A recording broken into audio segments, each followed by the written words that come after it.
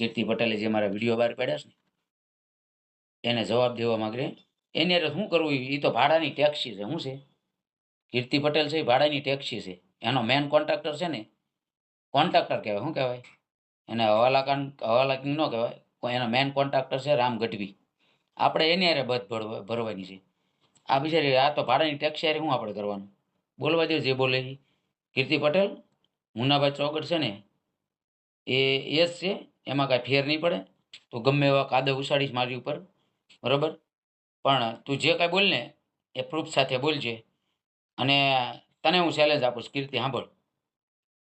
જે કાંઈ કરવું હોય ને પરિવારને વશમાં ન લાવતી, બરાબર? હું તારા મા બાપ વિશે, તારી બેન વિશે, તારા ભાઈ વિશે નથી બોલ્યો. અને હું સમજુ છું કે તું પણ એક કોઈ પણની બેન છો કે દીકરી છો કે, બરાબર? 100% સાચી વાત છે. પણ તારામાં ગુણ હોવો જોઈએ એવા. જો તારા વિડીયો પોતાના જોઈ લે. કીર્તિ, તું મારી સામે મારા પરિવાર વિશે બોલી ને એટલે હું તારી વિશે અપશબ્દો બોલ્યો છું. તારથી બીતો નથી, સાંભળી લે. અને બીજી વસ્તુ કીર્તિ, હજી તને એકવાર કહું છું કે મારા પરિવાર વિશે એક શબ્દ ન બોલતી. તું બોલીશો એનો તારે જવાબ દેવાનો છે 100%. અને આજીવન મુનાભાઈ સમાધાન નથી કરતા. અને હું તને કહું છું કીર્તિ, તું એમ કહેશ ને કે સમાજ ઉપર નથી કહેતું, મારા કોળી સમાજને કહેવા માગું છું કે આ મેટલ છે ને એ કોળી સમાજની છે. હું કોળી સમાજનો આગેવાન છું. 6 દિવસ સુધી કોઈ ન બોલ્યું, પછી મેં આ મેટલ પકડી છે. અને કીર્તિ પટેલ વારી કરતા એમ કહે છે કે સમાજના લોકોને ખોટા ગેરમાર્ગે દોરે છે. તો અમારા સમાજને ખબર જ છે કે કોણ ગેરમાર્ગે દોરે છે અને કોણ સમાજનો ગેરઉપયોગ કરે છે. એટલે તારે અમારા સમાજને એવી શિખામણ દેવાની જરૂર નથી. અને જે અમારા ભાગ્યાઓ તારી હારે છે ને એ કોઈ દે સુધરશે નહીં. એને અમારે કાંઈ કહેવું નથી.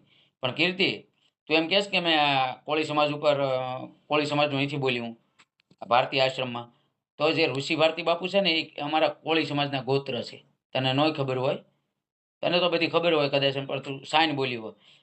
અને એક વસ્તુ તને દાખલા તરીકે કહું કીર્તિ પટેલ, કે દાખલા તરીકે વાત કરું છું કે બાવળિયાળી જે નગાલાખા ઠાકરનો જે દુવારો છે એ સંત છે એ ભરવાડ ગોત્રમાંથી આવે છે, માલધારી સમાજમાંથી. તો માલધારી સમાજને એનું ગૌરવ હોય. સંતને કોઈ સમાજ નથી હોતો, પણ સમાજને સંત હોય છે. કે ભાઈ દાખલા તરીકે આ મેં તને કીર્તિ કીધું એમ કે બાવળિયાળીના સંત છે રામબાપુ. તો આખો ભરવાડ સમાજ, માલધારી સમાજ એને એમ કહે કે ભાઈ અમારા સમાજમાંથી, અમારા ગોત્રમાંથી આવશે, એને ગૌરવ હોય. એવી જ રીતે સારણ સમાજમાં પણ અનેક દેવીઓ થઈ ગયા. તો સારણ સમાજ ગર્વથી કહે કે આ મોગલમાં છે કે સોનલમાં છે કે ખોડલમાં છે, બરાબર, આવડમાં છે. એ જેટલા માતાજીઓ થઈ જાય ને, એક સારણ સમાજ એટલે કે ગઢવી સમાજ ગૌરવથી કહી શકે કે ભાઈ આ અમારા સમાજમાં થઈ જશે આ દિવ્યો. એમ પોતાના સમાજમાં જે પણ કાંઈ સારા પુરુષો થયા હોય ને એનું ગૌરવ હોય છે. અને ઋષિ ભારતી બાપુ છે ને એ અમારા કોળી સમાજનું ગોત્ર છે. અને તે આખા કોળી સમાજને ટાર્ગેટ કરી અને તે કોળી સમાજને જે પડકાર ફેંક્યો છે કીર્તિ, એ તે તદ્દન ખોટું કર્યું છે. અને હજી એકવાર કહું છું કીર્તિ, તું તારી હારે અમારે લડવાથી અમારું કેરેક્ટર ખરાબ થાય. અમારું નામ શું છે એ લોકોને ખબર જ છે. અમારું કેરેક્ટર શું છે, અમારું કામ શું છે.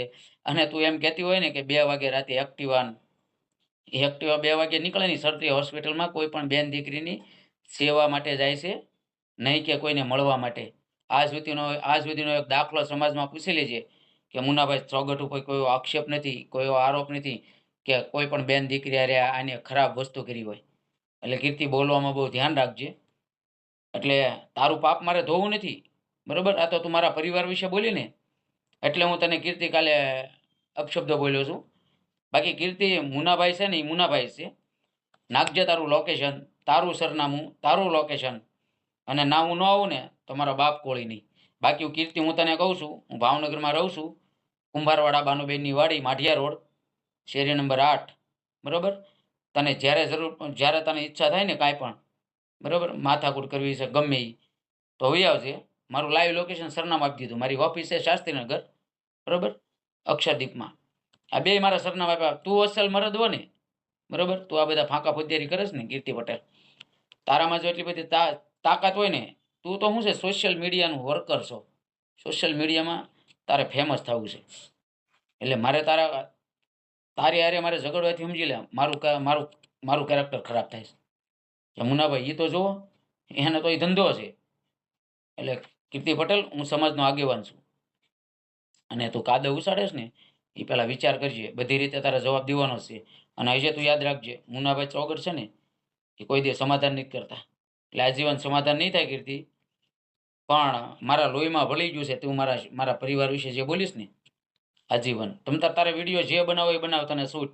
અને આ તને છેલ્લો વિડીયો છે કીર્તિ, સમજાવીને તને કહું છું, કોઈનો હાથો ન બનતી, બરોબર? ને પછી જે તે સમયે કાંઈ આપણે કગરવું પડે એવું ન થાય કીર્તિ, બરોબર? અને તું જે બોલીશ ને એમાં હું તને સાથ આપું છું કે હું પણ એક કોઈની બેન છું, કોઈની દીકરી છું, બરોબર? હું માનું છું, પણ આપણા એવા સંસ્કારો પણ હોવા જોઈએ કીર્તિ. તે કેટલી દીકરીઓને દવા પીવા સુધીના તે મજબૂર કરેલી છે.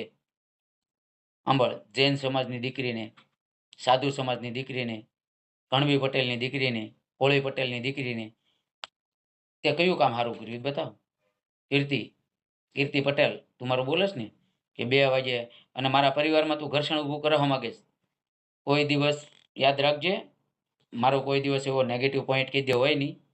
અને હું એક સમાજનો આગેવાન છું. અને આબરૂ બનાવવા માટે છે ને કીર્તિ પટેલ 25 વર્ષ નહીં, 35-40 વર્ષ થાય. અને આ બાબત તું કહેશ ને એ બાબતમાં એકવાર નામ આવે એટલે 5 સેકન્ડમાં નામ ખરાબ થઈ જાય. એટલે તું જે બોલેશ ને હું તારું બધું સમજુ છું. તને કોણ બોલાવરાવે છે, તારો કોન્ટ્રાક્ટર છે ને રામ ગઢવી, એ તને બોલાવરાવે છે. એનું કારણ છે